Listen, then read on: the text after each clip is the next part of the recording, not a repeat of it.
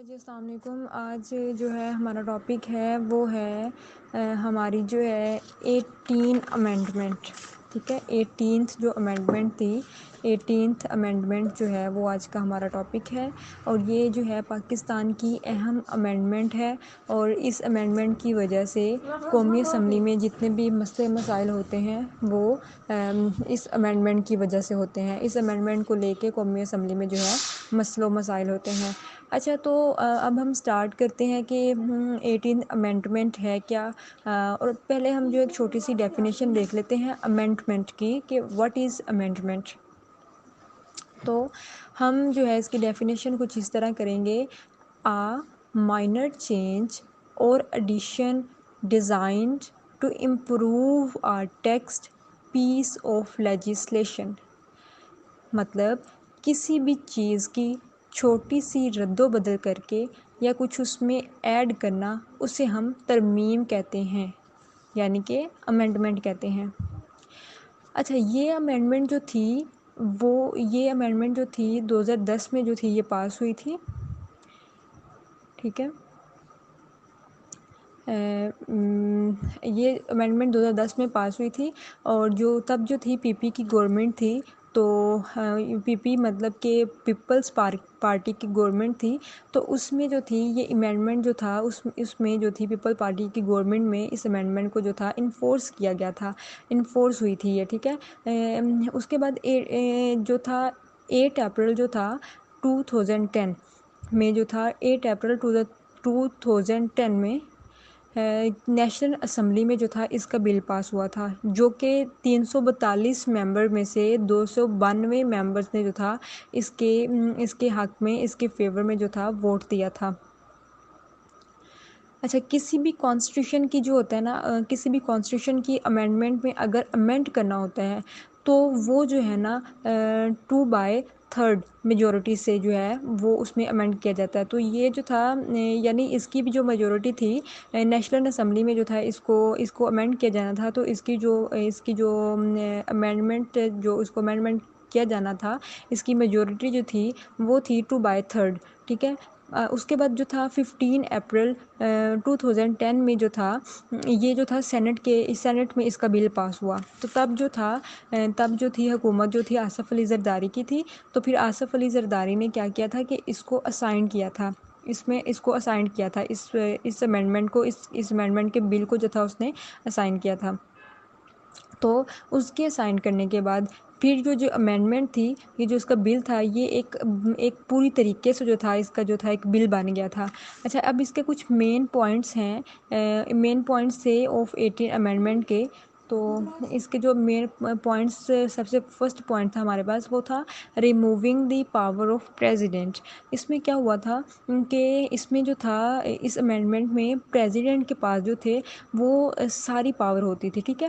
اس amendment سے پہلے جو تھا ساری پاورز ہوتی تھی وہ پریزیڈنٹ کے پاس ہوتی تھی، لیکن اس امینڈمنٹ کے بعد کیا ہوا کہ جو پریزیڈنٹ کی پاور تھی وہ ختم ہو گئی تھی۔ لیکن اس کے ساتھ ساتھ یہ بات بھی ہم لوگوں نے یاد رکھنی ہے، وہ کیا کہ جو 1973 سے لے کر 2010 تک پریزیڈنٹ کی پاور جو تھی وہ ختم نہیں ہوئی تھی، ٹھیک ہے۔ جب 2010 میں جب اس امینڈمنٹ کو پاس کیا گیا تو اس کے بعد جو تھی پریزیڈنٹ کی پاور جو تھی اس کو ختم کیا گیا تھا۔ مطلب یہ نہیں تھا کہ پریزیڈنٹ کی جو پاور ہے ایک مکمل طور پر ختم کر دی گئی تھی، لیکن یہ ہوا تھا کہ اس کی جو تھی پاور جو تھی وہ کم کر دی گئی تھی۔ اس کے بعد ہمارے پاس سیکنڈ آ جاتا ہے article number 6 high treason case. اچھا، اس میں کیا ہوا تھا کہ اس میں کوئی بھی شخص جو تھا وہ پاکستانی امینڈمنٹ کو جو تھا وہ سسپینڈ کر سکتا تھا، ٹھیک ہے، اس کو ختم کر سکتا تھا، کہ اس کے پاکستانی امینڈمنٹ کو کیا تھا کہ وہ سسپینڈ کر سکتا تھا اس آرٹیکل میں۔ تو اس آرٹیکل جو تھا یہ ہائی ٹریزن کیس میں جو تھا اس کو جو تھا گلٹی کیا جائے گا، ٹھیک ہے، اس امینڈمنٹ کو۔ اچھا، اس کے بعد ججزوں نے جو تھا مشرف کو، ٹھیک ہے، جنرل پرویز مشرف جو تھا، ججزوں نے جو تھا آرٹیکل نمبر 6 کے تحت جو، ٹھیک ہے، اس آرٹیکل کے تحت جو تھا اس کو سزا دی تھی، یعنی کہ سزائے موت سنائی تھی، ٹھیک ہے۔ اس آرٹیکل کے تحت جو تھی اس کو سزائے موت سنائی گئی تھی۔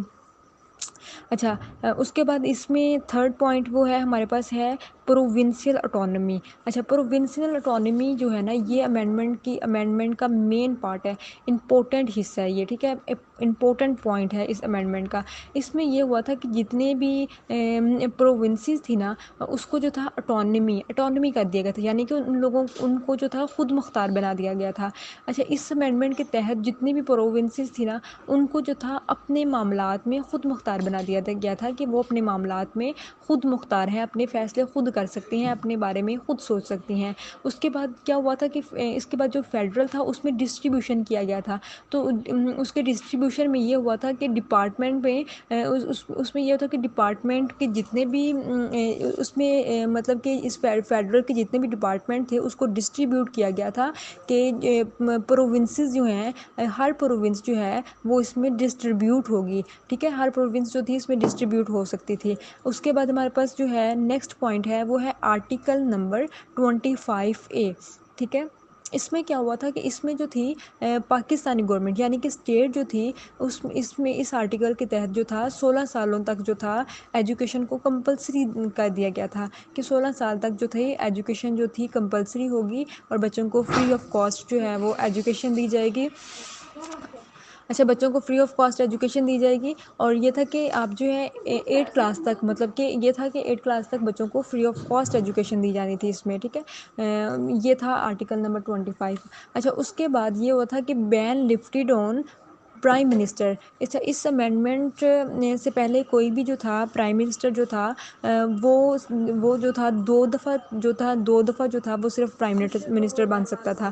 لیکن جو تھا اس امینڈمنٹ کے بعد کیا ہوا تھا کہ اس امینڈمنٹ کے بعد جو پرائم منسٹر جو تھا وہ 3 دفعہ بھی جو ہے پرائم منسٹر بن سکتا تھا.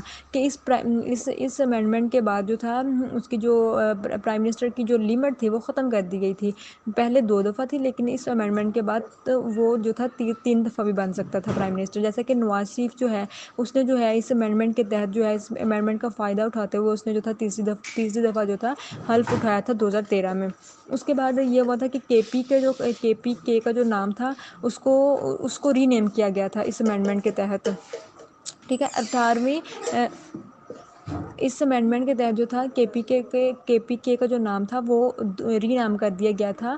اچھا جی 18ویں امینڈمنٹ مطلب کہ 18 امینڈمنٹ میں اچھا یہ ہوا تھا کہ اس کا نام جو تھا اس کا نام پہلے سرحد تھا، مجھے کوئی ایگزیکٹ یاد نہیں ہے کہ اس کا نام کیا تھا، لیکن اس کے 2010 میں جب یہ امینڈمنٹ پاس ہوئی تو اس کے بعد جو تھا اس کا نام جو تھا اس سرحد کا نام جو تھا وہ خیبر پختونخوا رکھ دیا گیا تھا. یہ تھی ہمارے پاس ایک شارٹ سا ٹاپک، ہمارے پاس شارٹ نہیں ہے تو بہت زیادہ لینتھی ہے لیکن اس کو میں نے شارٹ بیان کیا ہے 18 امینڈمنٹ کو.